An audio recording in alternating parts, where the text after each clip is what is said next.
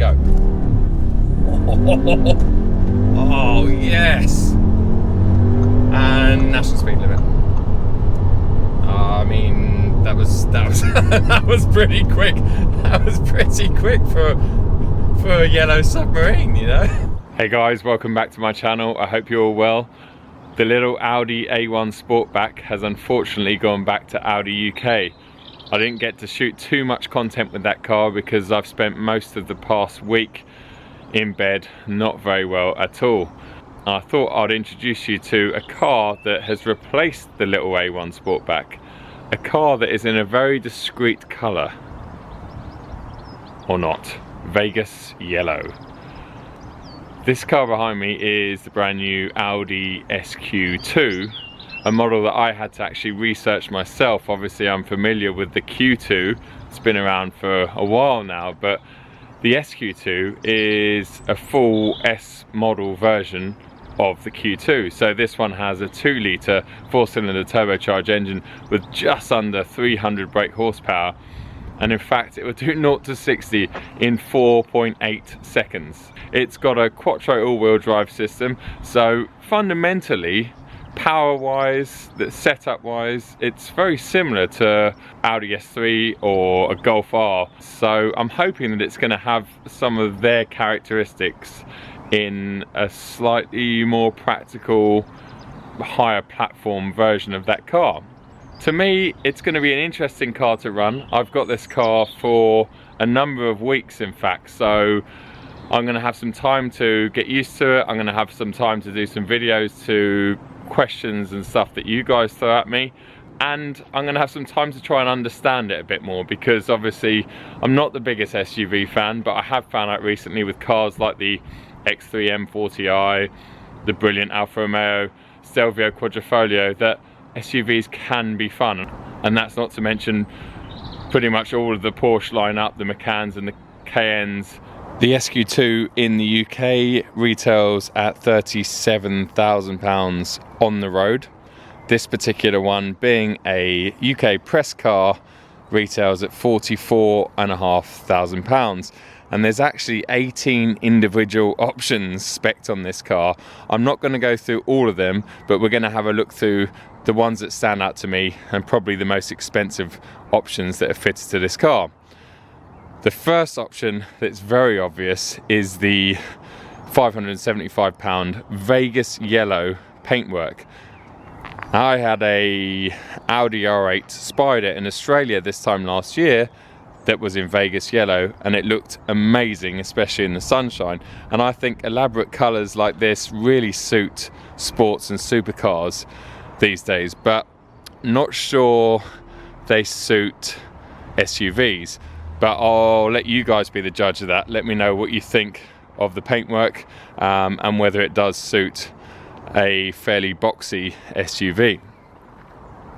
The next option we'll talk about is the fact this car's got the fine Napa leather interior. That's a £600 option, and I can tell you the leather feels really good, and it brings up what is an amazing interior to even another level, so very nice indeed. It has the technology package, which is about 1,400 quid. That consists of the virtual cockpit, all the nav stuff, and things like wireless phone charging. And we have a number of little things like parking aids, rear camera, auto dipping rear mirror, which I think should be standard on every single car these days, and was standard on my 1999 Volkswagen Golf GTI. The fact that Audi charge you 125 quid for that on one of their S designated models in this day and age is just madness. Lumbar support on the seats, heated front seats, high beam assist, LED interior lighting package, advanced key, which is keyless entry, adaptive cruise control, rear view camera, Audi parking system plus, Audi sound system, which is the one that sort of sits below the Bang & Olufsen sound system, split fold rear bench 40/20/40, privacy glass, storage package, and red brake calipers. But there's one more big option on here, in fact the most expensive option that I haven't talked about yet, and that is the SQ2 Exterior Package. Now, what that consists of is a few sort of black bits here and there, a few styling cues on the exterior. Most importantly are these 19-inch wheels that come on the package, because this car actually standard comes with some fairly average looking 18-inch wheels. And if you saw, I haven't seen one on the road and I've only seen it on the configurator, but it looks, I have to say, it doesn't look good at all on the regular 18s. So you'd have to either go for this package or one of the wheel options. There's a couple of wheel options for this car on the 19s, but you just have to, because on the 18s it doesn't look good at all. The exterior package also has these Quattro stripes down the side. I'm not sure, I love them because they're old school, and anything with Quattro on it just reminds me of the original Quattro. Not that this car reminds me of the original Quattro whatsoever, but I just don't think, they're just too much. I think this paintwork and those stripes, for me, on this car, are just too much. We've got the 4 pipes out the back, same as the S3 and cars like the Golf R, which all share the same engine. So you would know if you're coming up behind this that it is a fairly serious car, although it doesn't really look too serious from the outside. It looks more of a fun car than something that's going to be hustling you down an A and a B road, and this thing will. Jumping inside, you're greeted with an absolutely glorious Audi cabin. I'm really getting used to these now. They're just beautiful places to be, beautiful places to sit. It feels a big step up in here compared to the A1 that I've just given back. There's very few nasty plastics. There are still some that I can see here, but the majority of the others are much better. I wasn't sure at first about this trim, and the reason I wasn't sure about it was because I didn't like the colours and stuff, but then I realised that this is actually ambient lighting. That's ambient lighting, which is really cool, and at night it looks really cool. And in fact, down here you've got the same thing. This all lights up.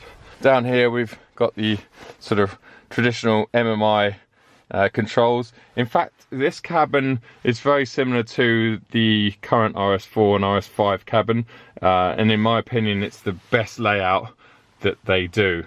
It hasn't got the very modern architecture from, say, the Q8, the A7, and even the A1 that I've just been in, where they've kind of gone for the, it's very sort of like modern and slabs, whereas this is more of an older school Audi, but it's the last of the old school. Start button is just there. There we go, so that fires up. This does not go down, and a lot of people ask me about nav screens in many cars, in BMs, in Mercs, in Audis, and a lot of the time it looks ridiculous because in a BM it just doesn't look like it would ever go down. But you know, they do look like they sit there like tablets. But this one does look like it should go down, but it doesn't. It's fixed there. The virtual cockpit, which is just brilliant. You know, it's a very good cockpit.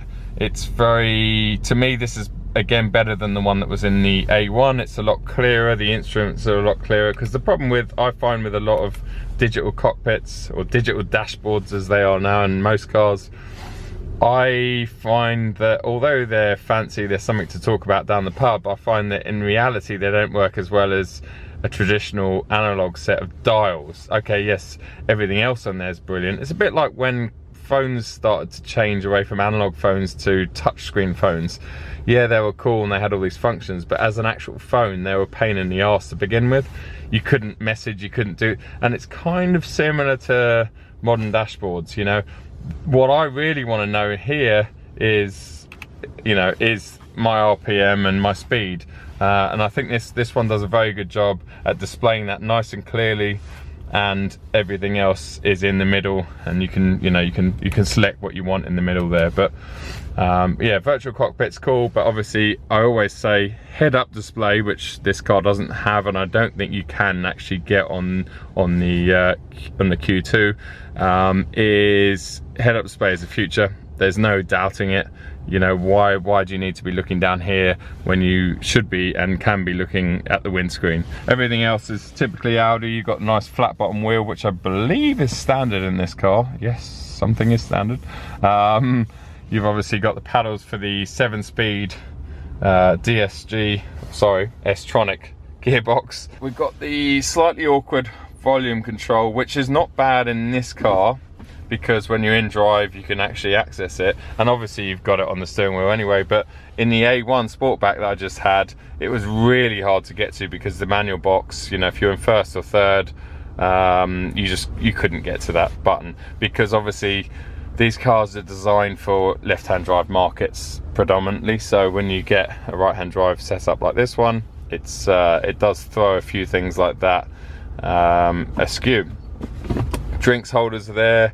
I haven't tried them yet. They look awfully close to the climate controls, but I'm assuming that they don't clash because it's German, and you just would hope that they wouldn't.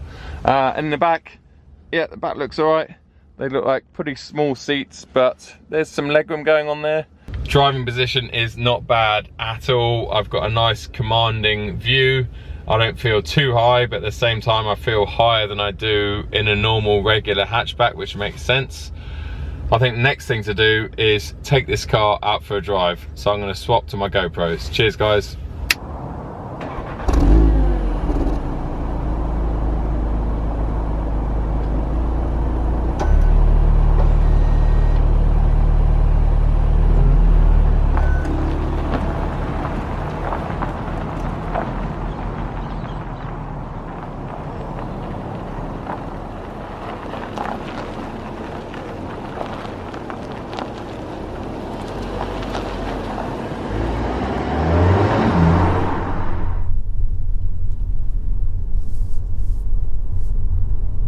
Okay then guys, we are now on the move in the SQ2. The light is fading a bit, it's the end of March and I needed to get this shot this evening, so apologies if it's a little bit grainy on camera.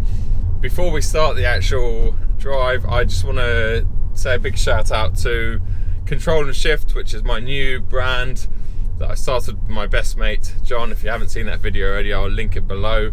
It's been going about 10 days now and we literally couldn't have asked for more. It's been amazing, the response. We sold out pretty much every t-shirt within the first 5 days, and the encouragement and the support that everyone is showing has just been mind-blowing. It's been amazing, so really appreciate each and every one of you, whether you buy a sticker, a t-shirt, a mug, whatever it might be. Appreciate it. There's some really cool stuff coming along very soon as well, so the site and the brand are going to be evolving pretty much as we speak. So cabin wise, really nice, really spacious in the front. Feels very grown up in here. The ride, I'm in dynamic, not sure if it's got adaptive suspension. Let's see if we can tell by putting it over into, let's put it into comfort. Doesn't seem to change the ride too much, but that's not a bad thing in terms of comfort because the ride is very pliant, just like the A1 Sportback. That was amazing. My biggest compliment of that car was how pliant the ride was for such a small car. Obviously this is a bigger, heavier car, so you'd expect a better ride, but this feels to me very good. Driving position itself's pretty good. Seats always a bit small for me. Audi just don't make big enough seats for people over 6 foot in my opinion, but very comfortable. The leather, it's the upgraded leather. Is it Napa leather? I think that's what they call it. Very nice. It does feel expensive, and it grips you as well. Good quality leather acts a bit like Alcantara in the sense that it actually provides some support and grip. The rear space, I have sat back there or attempted to sit back there because it looks quite big, but there's definitely no room for me. So there's no headroom whatsoever. and although I've got quite a compact driving position for such a tall person, if I get in the back behind where this seat is, my knees are sort of jammed up against the back of the seat and stuff. So it's not a very big cabin in here. The boot's not too bad. It's got one of those false floors that kind of move around a bit depending on where, whether you want underfloor storage or you want maximum boot space. Obviously I've got the folding seats. I'm going to demonstrate later down the track. I'm definitely going to go mountain biking in the next couple of weeks, and I'll take this car mountain biking, and I'll hopefully demonstrate that we can throw a couple of bikes in the back there, no problem. Everything else is really nice. It's just nice. The actual viewpoint where I'm sitting is perfect. Like, I've got a very, very good commanding driving position. Now let's whack it back into dynamic, and then over into manual here.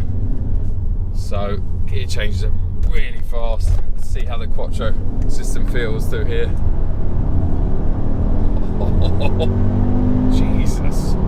Oh wow, it's a lot faster than I thought it would be. I mean, I know we're talking 300 brake horsepower under the bonnet, and I do know that engine. It's a very familiar engine to me. It's the same one that's in the GTIs and the Golf R and the Octavia VRSs and the Seat Leons and stuff. Oh, is that just some burbles on the overrun? Obviously this is stuffed up with all the OPF, so it's a lot quieter than it would have been if we didn't have to deal with that. Let's just come out here. Second. Oh, Quattro grip, immediate traction, and you're gone. So you do feel a bit disconnected from the actual drive itself, because you just do in SUVs, unfortunately. Steering, there's not that much feel from what I can tell, but I've only been in the car 5 minutes, so I can't really be a massive judge of that. A little bit of turbo lag, as you'd expect in this, from this 2 litre. Let's just go back around here again. Second gear on the floor. Come off a little bit there. Oh, it just slams through the gears so fast. Smashes into the national speed limit very quickly there. Very, very quickly.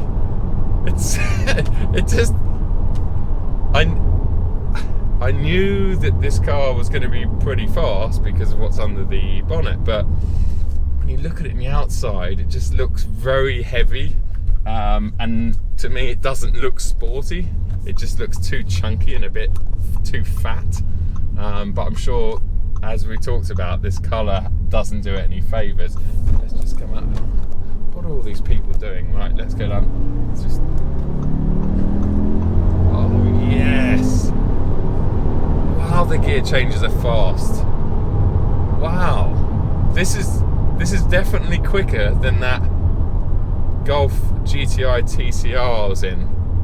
At least it feels it. Maybe it's just the inertia of sitting up higher, but it definitely feels quicker than that. Unfortunately, it's rush hour and there's just so many cars around. Who are these people? This is my test track, people. I want to try out my Vegas yellow SQ2 and you're all in my way, so bugger off and go home. Let's come down here.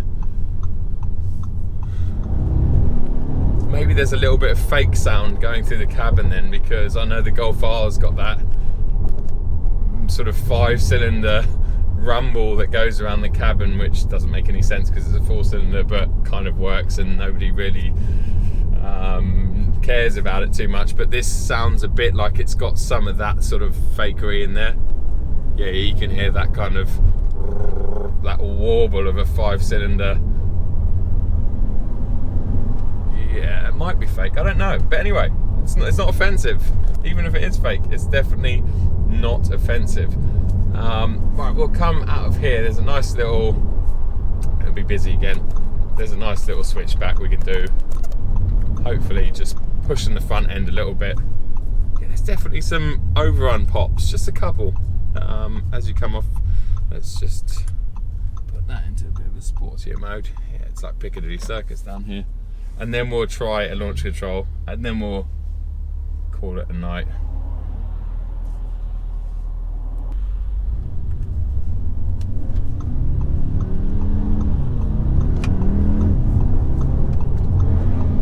Oh, changed right down then. Right, let's push on the front end through here. Push, push, push, push. Nice. Judging by how fast this thing feels on the move, and the fact that it's got a claim 0 to 60 figure of 4.8 seconds, I think this is going to feel really quick actually off the line, if we can get it to hook up, which it's dry outside. It's a little bit dirty and dusty in this lay-by here, but anyway, let's try and remember how to do launch control in a S-Tronic. I think it's just left foot hard on the brake, over into, no, down into sports gearbox. Traction control, you need to ESC off, there we go. And then I think it's just a case of right foot hard on the accelerator, and then you release the brake. But let's wait for a break in the traffic before we do that. In fact, there's one coming up now, so yeah, perfect. Oh, listen to that. So it's holding at 4,000 revs and go. Oh, yes. And national speed limit. I mean, that was that was pretty quick.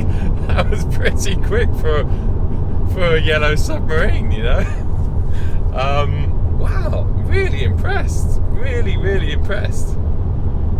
Yeah, it's a great little car. Let's just take it up this nice right-hander. Hopefully we can carry some momentum in here. Where is this person going? We don't know.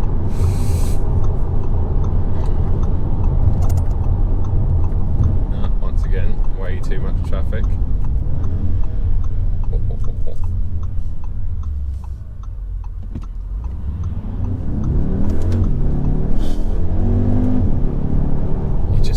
Instant pickup, instant speed. The Quattro, you can't even feel it scrabbling for grip. And I know 300 horsepower is not that much. You know, the M5 competition I had recently had more than twice of that.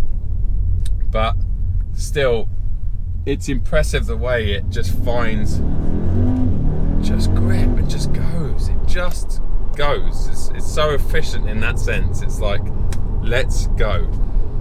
Traffic lights are red, so better get to them quickly while they're still red, so we can do another launch control off them. Okay, so in theory, should just be able to do that. And right, there we go. Let's hold it and launch. Should go in about 3 seconds. And go.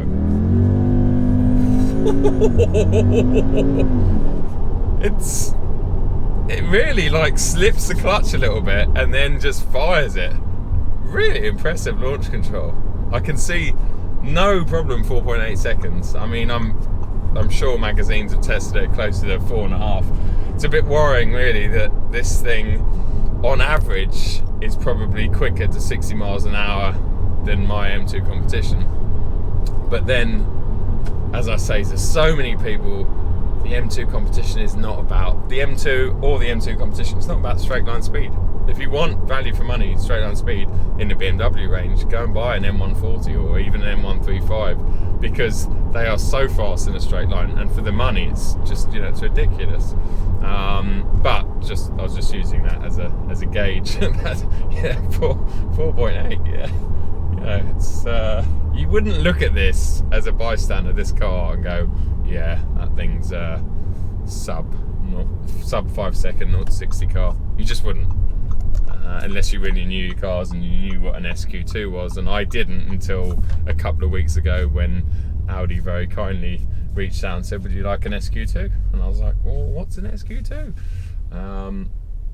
I took too much time, in fact, figuring out what an SQ2 is and whether or not I wanted one. And I missed out on some of the fairly normal colours and ended up with a Vegas yellow colour, a Superman colour.